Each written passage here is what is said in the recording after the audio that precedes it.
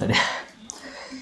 Hello guys, welcome back to our YouTube channel ಕಿರಿಕಡ್ಡ. ನಾನು ನಿಮ್ಮ ನಾನು ನಿಮ್ಮ ವಿಕೆ.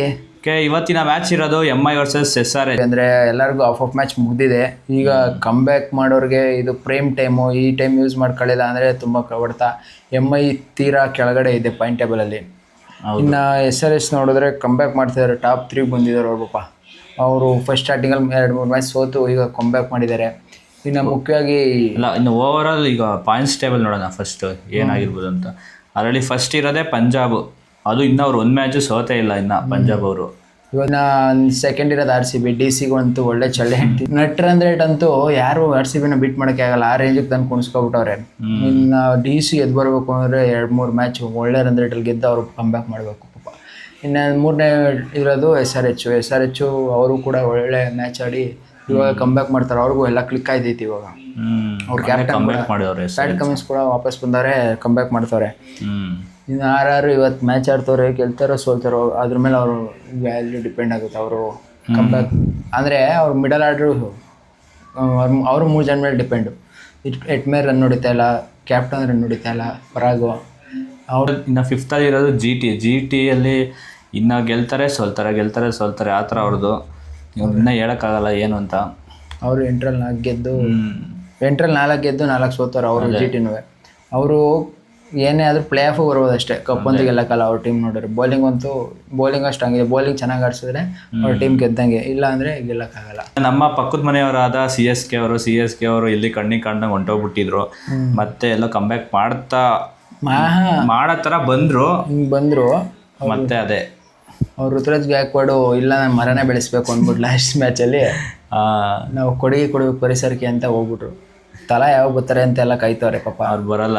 ಅವರು ಹಿಂಗೆ ಪ್ರಾಕ್ಟೀಸಿಗೆ ಬರ್ತಾರೆ, ಟಿಕೆಟ್ ಎಲ್ಲ ಸೋಲ್ಡ್ ಔಟ್ ಮಾಡಿಸ್ತಾರೆ, ಆಮೇಲೆ ಇರೋದೇ ಎಲ್ಲ ಕಾಣ್ತದಲ್ಲ. ಹಂಗಾಗಿ ಬಿಸ್ನೆಸ್ ಅಂತ ಈ CSK ಮುಳುಗ್ತಾ ಇರೋ ಧೋನಿನ ತಲೆ ಬಂದೇ ಎತ್ತಬೇಕು ಅಂತ.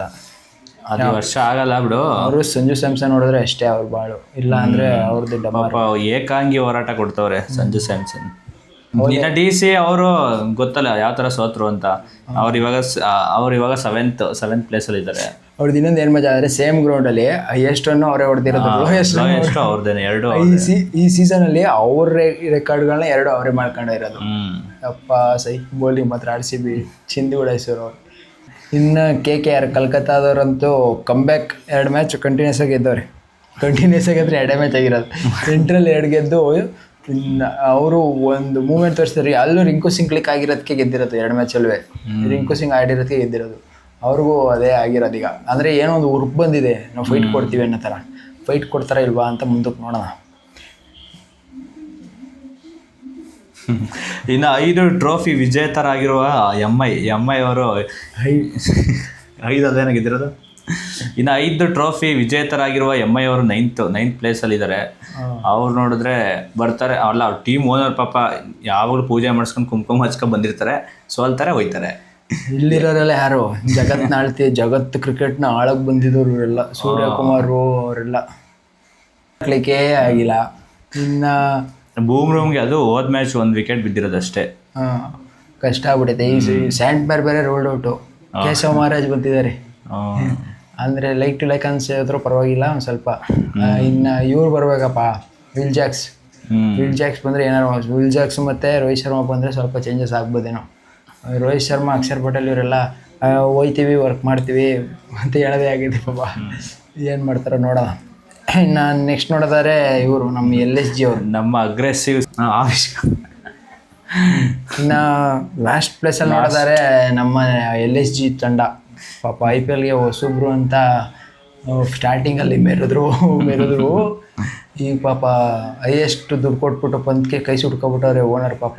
ನೆಗ್ರಾಡ ಕಾಯ್ತಾ ಇಲ್ಲ, ಬಿಡಕ್ಕೆ ಕಾಯ್ತಾ ಇಲ್ಲ ಪಾಪ ಓನರ್. ಎಲ್ಲೋದ್ರು ಅವರೇ ಟಾರ್ಗೆಟು, ಎಲ್ಲೋದ್ರು ಅಂತ ಅವ್ರನ್ನೇ ಹುಡುಕ್ತಾ ಇರ್ತಾರೆ ಪಾಪ. ಕೈ ಸಿಕ್ಕತ್ತಾ ಇರ್ತಾರೆ ಹಿಂಗೆ ನಿಂತ್ಕೊಂಡು, ಏನು ಮಾಡೋಕೆ ಆಯ್ತಲ್ಲ ಪಾಪ ಅವ್ರಿಗೆ. ಇನ್ನು ಪಂತಣ್ಣ ಅಂತ ಮನೆಗೆ ಸೋತ ಮೇಲೆ ಹೇಳೋರಪ್ಪ ಬ್ರೇಕ್ ಬೇಕು 1 ವಾರ ಅಂತ. ಟೀಮ್ಗೂ ಬೇಕಂತೆ, ಅವ್ರಿಗೂ ಬೇಕಂತೆ. ಏನು ಆಡು ಕೀತಾಕೋರೆ ಅಂತ ಎಲ್ಲಗಾರ ಕಳಿಸಿ. ಪೂರನಂತೂ ಪೂರನ್ನ ಆಗ್ಬಿಟ್ಟಾರೆ ಈ ಸೀಸನಲ್ಲಿ. ಅವರು ಕ್ಲಿಕ್ ಆಗದೆ ಇರೋದು ಹೆವಿ ಹೊಡೆತ ಬಿದ್ದೈತಿ ಅಂತ ಹೇಳ್ಬೋದು. ಅವ್ರ ಟೀಮಲ್ಲಿ ಟಾಪ್ ಆರ್ಡರ್ಸ್ ಇಲ್ಲ, ಮಿಡಲ್ ಬರಲ್ಲ, ಯಾರು ಇಲ್ಲ. ಟಾಪ್ ಆರ್ಡರ್ಸ್ ಅವರೇ ಮಾರ್ಷು ಮತ್ತೆ ಮಾರ್ಕ್. ಆದ್ರೆ ಎಲ್ಲಿ ರನ್ಸ್ ಬರ್ತಾ ಇಲ್ವಲ್ಲ. ಇವ್ರು ಹಂಗೆ ಮಾಡಿಸ್ತಾ ಇಲ್ಲ. ಒಂದು ಮ್ಯಾಚಲ್ಲಿ ಅವರಿಬ್ರು ಕುಂಡಿಸ್ತಾರೆ, ಒಬ್ರನ್ನ ಆಡಿಸ್ತಾರೆ, ಒಬ್ಬ ಧೋನಿ ಆಡಿಸ್ತಾರೆ, ರಿಷಬ್ ಪಂತ್ ಕೆಲವು ಓಪನ್ ಮಾಡಿಸ್ತಾರೆ. ಹೌದು. ಮಾರ್ಷು ಒಳ್ಳೆ ಇದು ಕ್ಯಾಪ್ಟನ್ನು. ರಿಷಬ್ ಪಂತ್ ಇಳಿಸ್ಬಿಟ್ಟು ಅವ್ರು ಕ್ಯಾಪ್ಟನ್ ಕೊಟ್ರೆ ಆಯ್ತದ, ಆರಾಮಾಗಿ ಗೆಲ್ಬೋದು ಅವರು. ಇವರು ಕಾಸು ಕೊಟ್ಬಿಟ್ಟಿದ್ದೀನಿ ಅಂತ ರಿಷಬ್ ಪಂತ್ನ ಬಿಡಕ್ಕೆ ರೆಡಿ ಇಲ್ಲ, ಏನು ವ್ಯಾಲ್ಯೂ ಡೌನ್ ಆಗ್ಬಿಡಿದೆ ಅಂತ. ಏನು ಗುರು. ನಮ್ಮ ಬೌಲಿಂಗಲ್ಲಿ ನೋಡಿದ್ರೆ ಶಮೀನ್ ತೊಗೊಂಡ್ರು, ಶಮೀನ್ ಆಡಿಸಿ ಶಮಿ ಒಂದು 2-3 ಮ್ಯಾಚ್ ಚೆನ್ನಾಗಿ ಆಡಿಸಿದ್ರು. ಇವಾಗ ಕಷ್ಟ ಆಗ್ಬಿಟ್ಟೈತೆ. ಬೇಕಾದ್ರೆ ಒಂದು ಪಕ್ಷ KKR CSK ಕಮ್ಬ್ಯಾಕ್ ಮಾಡ್ಬೋದೇನೋ, ಬೇರೆ ಮೇಲ್ಗಡೆ ಸೋತ್ರೆ. ಇವರಂತೂ ಎದ್ದು ಬರೋ ಚಾನ್ಸೇ ಇಲ್ಲ. ಹೌದು. ಇನ್ನು ಇವೆಲ್ಲ ಅನಾಲಿಸಿಸ್ ಮಾಡಿ ನೋಡಿದ್ರೆ ಟಾಪಲ್ಲಿ ಕೂತಿರೋರಂತೂ ಕೆಳಗಡೆ ಇಳಿಯೋಕ್ಕೆ ಚಾನ್ಸ್ ಇಲ್ಲ ಬಿಡಿ. ಅವ್ರಲ್ಲಿರೋ ಟಾಪಲ್ಲಿರೋ RCB ಎಲ್ಲ ಮ್ಯಾಚ್ ಸೋತ್ರೆ ಪ್ಲೇ ಆಫಿಂದ ಔಟ್ ಆಗುತ್ತೆ. ಎಲ್ಲ ಮ್ಯಾಚ್ ಸೋಲ್ತಾರ, ನಿಜ ಕಮೆಂಟ್ ಮಾಡಿ ನೋಡೋಣ ಸೋಲ್ತಾರ ಅಂತ. 1-2 ಗೆದ್ರೆ ಈಗ ನೆಕ್ಸ್ಟ್ ಮ್ಯಾಚ್ ಇಲ್ಲ, ಅದ್ರ ನೆಕ್ಸ್ಟ್ ಮ್ಯಾಚ್ ಗೆದ್ರೆ ಕ್ವಾಲಿಫೈ ಅಂತ ಬರುತ್ತೆ. ಇನ್ನು ಪಂಜಾಬ್ ಅಂತೂ ಅವ್ರು ಅಳ್ಳಾಡ್ಸಂಗಿಲ್ಲ, ಅವ್ರನ್ನ ಸೋಲ್ಸೋರು. ಅವ್ರೇನು ದಾಖಲೆ ಮಾಡ್ಬಿಡ್ತಾರೆ ಅನಿಸ್ತೈತೆ. ಒಂದು ಸೋಲ್ದಂಗೆ ಹೋಗಿ ಮ್ಯಾಚ್ ಕಪ್. ಅದು ಒಂದು ಇದಾಗಿರೋದು ಸಸ್ಪೆಂಡೆಡ್, ಅದು ರೈನ್ ಮಳೆ ಅದೊಂದು ಇಲ್ಲ ಅಂದಿದ್ರೆ ಯಾರು ಮಿಡ್ಸರ್ ಹೇಳ್ತಿದ್ರು. ಇನ್ನು 3ಗೆ ಕಾಂಪಿಟೇಷನ್ ಅಂದರೆ SRH ಅವ್ರು ಬರ್ಬೋದು 3ಗೆ. ಅಂದರೆ RR ಮೇಲೆ ಯಾಕೋ ಡೌಟ್. ಅವರು ವೈಭವ್ ಸೂರ್ಯವಂಶಿ ಮೇಲೆ ತುಂಬ ಡಿಪೆಂಡ್ ಆಗೋದು. ಅದು ಟಾಪ್ ಆರ್ಡರ್ಸ್ ಅವರು ಡಿಪೆಂಡ್ ಆಗಿರೋದು. ಜೋಫ್ರಾ ಆಡಿದ್ರೆ ಚೆನ್ನಾಗಿ ಆಡಿದ್ರೆ ಮ್ಯಾಚ್ ಗೆಲ್ತಾರೆ, ಇಲ್ಲಾಂದರೆ ಇವಾಗ ಮಿಡ್ ಸೀಸನ್ನು. ಇದೆಲ್ಲ ಮಿಡ್ಲ್ ಆಫ್ ದಿ ಸೀಸನ್ನು, ಯಾರು ಬೇಕಾದ್ರೂ ಕಮ್ಬ್ಯಾಕ್ ಮಾಡ್ಬೋದು, ಹೇಳೋಕ್ಕಾಗಲ್ಲ. ಅದೇ RCBನೇ ಒಂದು ಚಾನ್ಸ್ 1% ಇದ್ದಾಗಲೇ ನೋಡಿದ್ದೀರಾ ಕ್ವಾಲಿಫೈ ಆಗಿರೋದು.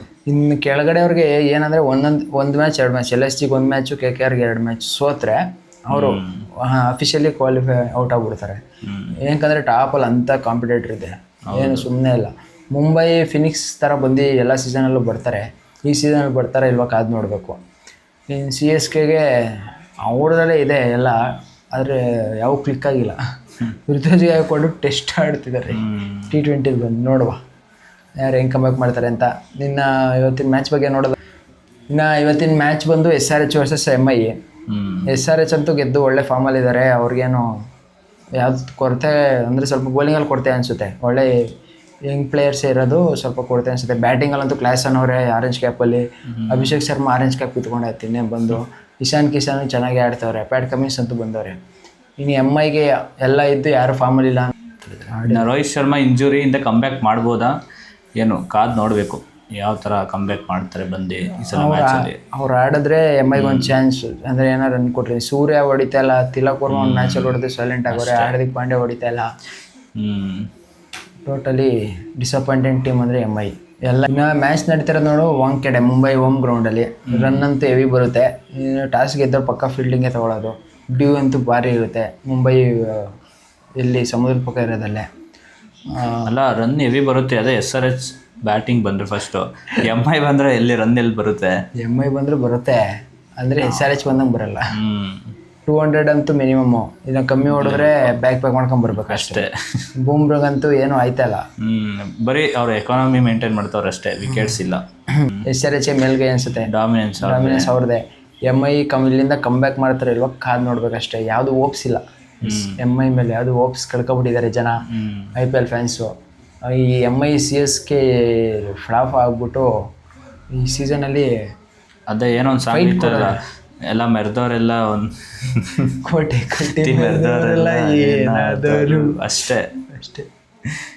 ಇವರು 5 ಕಪ್ ಅಂದ್ಕೊಂಡು ಒಬ್ಬರು ಈ ಕಡೆ ಸಮುದ್ರ, ಒಬ್ರು ಆ ಕಡೆ ಸಮುದ್ರದಲ್ಲಿ ಮುಳುಗ್ತಿದ್ದಾರೆ ದೋಣಿಗಳು. ಇನ್ನು 1-2 ಕಪ್ ಗೆದ್ದವರೆಲ್ಲ ಮೆರೀದಿಯಾಗಿ ಸ್ಟಾರ್ಟ್ ಮಾಡಿದ್ದಾರೆ.